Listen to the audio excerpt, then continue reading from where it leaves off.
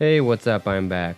I like anime and the kind of stuff that I talked about till now, but even more than I like anime, I like old Japanese samurai films. They really are some of the best films ever made, and they have had some serious influence on Western filmmaking as well. For example, on Star Wars or spaghetti Western films, such as by Sergio Leone. These films really wouldn't be the same without the influence that they took from Japanese samurai films. Japanese films and foreign films in general are, in my opinion, very underrated, to be honest. Like Americans in general, they don't seem to be keen on watching films with subtitles and are not used to it, and the rest of the world is focused on Hollywood the same because they usually have the biggest studios and the biggest projects, and these films are advertised the most, and they're usually, to be honest, like the only thing that you can even see, like in normal theaters, unless you go to more artistic things, but mainstream it's just American Hollywood stuff. So it's really a shame that the rest of the world really isn't getting as much attention as that one little stupid studio that makes really shitty films all the time. But hopefully now, with the very consistent decline in quality of American filmmaking, hopefully foreign films will be able to get some more attention. Starting with Japanese films might be actually kind of hard at first, to be honest. Like, if you're not used to seeing Asian people, they will all kind of look very similar to each other, not to be racist, especially if it's a black and white film, and because you're not used to the language, the names are going to be very hard to remember. But don't worry, like, you get used to it very fast. It's really not that big deal. Just give it a try. You're gonna get used to it quickly. It's not a problem if you go into it a little bit. Now I'm going to talk a little bit more about the Japanese films in the future, maybe, but especially because I do think that they deserve a little bit more of attention. But right now we are starting with the Samurai Trilogy directed by Hiroshi Inagaki. To start off, maybe I should just tell you that the movie that we're talking about, it's based on a book, it's based on a historical figure of Musashi Miyamoto. He lived in 16th century, and he is somehow well known from historic sources. Most information that we have about him are actually books that he wrote about himself. Like the most notable is the Book of Five Rings. That's actually quite worth reading, and I recommend it. However, there's also quite a lot of uncertainty from his past. There are some conflicting sources that tell different stories, so not all is, known all that well. Now, the film trilogy that we're talking about here is actually based on a series of 7 books written by a historical novelist, Eiji Yoshikawa.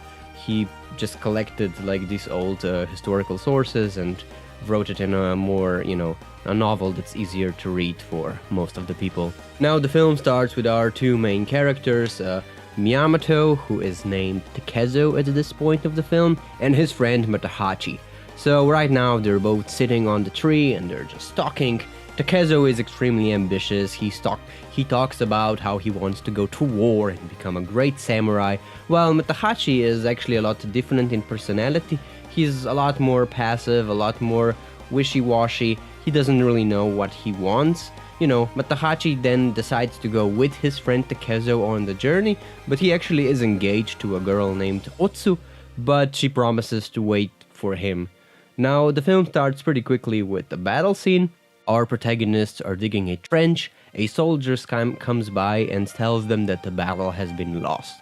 There's a lot of despair shown, a lot of confusion is shown, but Takezo isn't willing to take the failure. He decides to go on the offensive. He puts on... Wounded and lost, they stumble upon a lonely house in the middle of nowhere. They come inside, and Takezo immediately demands food, but he just immediately collapses because of the fatigue that he's gone through. Now, fortunately for them, the only 2 people living in the house are 2 women, a mother and a daughter. They help them to recover, and they feed them, and they spend quite a lot of time with them. So here characters are given some time to develop, and we get to meet them a little bit more personally. At this point, it happens that the bandits attack the house. However, Takezo is there, and he is able to beat them off. Now, after that happens, the woman, the mother, she tries to seduce Takezo, but he refuses her. When this happens, he runs out away from the house, but as revenge, she tells Matahachi and her daughter that he tried to assault her and they need to leave immediately. And at this point, they leave. So when Takezo comes back, he finds an empty house. So here it really shows how Matahachi is. It really shows how passive character Matahachi is here. He just always does what he's told. He doesn't really think about for himself all that much. He doesn't have that much faith in Takezo. Like, he doesn't stand up to that woman he could easily have, but he doesn't. He just always does, what he's either told to do or what's the easiest thing to do at the moment. So when Takezo returns, he finds an empty house. He decides to return home. When that happens, when he gets back to his village, he has a dispute with border guards. Now, at this point, the border guards start to pursue him and he's running away. And that's what's happening for the last portion of the film. We're basically being shown how Takezo is fighting soldiers all by himself, and they're trying to catch him. Now, at first they never really managed to catch him, but he is eventually subdued by a wise Buddhist priest named Takuan. Like, he doesn't catch him with force, but instead he and Otsu, they go to the mountains and they camp. There, Otsu plays a tune on her flute, which Takezo hears, and it brings him to them. Takuan invites him to eat, and he comes there, he eats, and while Takuan, he's talking, while he's eating, Takuan persuades him to turn himself in, and it's actually a very emotional scene when this happens. It's pretty cool. Otsu then later finds that Matahachi wasn't being faithful since she doesn't really have anything else to do. She basically turns herself to Takezo since she doesn't really have any family or anyone else to turn to. From there on, the love relationship is starting to form. At first, she helps Takezo escape, but they end up being caught again. In the end, Takezo gets tricked into being caught inside the Himeji castle. He is basically there being forced by Takuan to partake in strict education. And like, he's closed in a room where there's nothing but books and he's forced to read and study. So the film actually ends with Takezo eventually becoming a samurai. He takes the name of Musashi Miyamoto and partakes on a travel to master his skills. He also says farewell to Otsu at this point. The poor girl here is left with nothing but a promise to wait. So the ending is sort of a bittersweet here, to be honest, but the story has just begun. It is a very beautiful film. It's very pleasing to the eye. The battle scenes are well shot, the costumes and the weapons, they really are a sight to see. The nature shot in the film is just astounding to look at. There's really cool shots.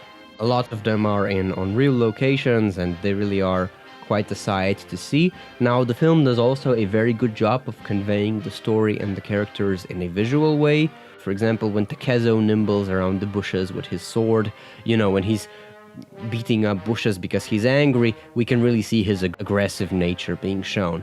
And then later when Otsu is showing him her hurt hands, at this point he realizes, the suffering that he caused with his aggressiveness and, the needs of others as well. He sees how harmful his selfish ways were. It's done in a purely visual way without any need for some stupid narration or dialogue whatsoever. So, you can just look at it and you basically can understand the emotions. You don't need some idiot to tell you what he feels like. The music is also pretty cool. It's very fitting for the setting. It's like orchestral, using sort of a traditional instruments that you would expect to be used. They're very fitting with the setting and they help with the atmosphere. The main theme as well is quite catchy as well, and especially it does get stuck a little bit after watching the entire trilogy. The last thing that I might want to comment about is actually the runtime. Like, this film is only 1 hour and 30 minutes. Like all modern Western films that maybe would be like similar genre or similar topics would usually need to be at least 2 hours or even more. Like, for example, probably the most famous Hollywood film about the samurai is The Last Samurai. That film is for whopping 2 hours and 40 minutes. Now, to be fair, this is a trilogy, so altogether it's a lot more. But still, consider that you have to watch for 2 hours and 40 minutes in one sitting. I really don't feel that those 2 hours and 40 minutes give me much more than this 1 hour and 30 minutes did. Honestly, this is one big benefit of watching old films, is that they tend to be a lot shorter.